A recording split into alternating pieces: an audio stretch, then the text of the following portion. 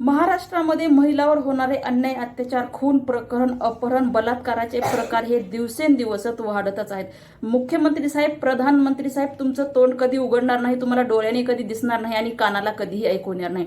ज्यावेळेस स्त्री घराच्या बाहेर पडते तर स्त्रीजवळ आपले काही ना काहीतरी पर्स, बॅग असते. त्या बॅगमध्ये आपण लाल मिरची पावडर स्वतःजवळ ठेवायचं आहे. एखादं हत्यार म्हणजे चाकूसारखं हत्यार तुम्ही पर्समध्ये ठेवायचं आहे.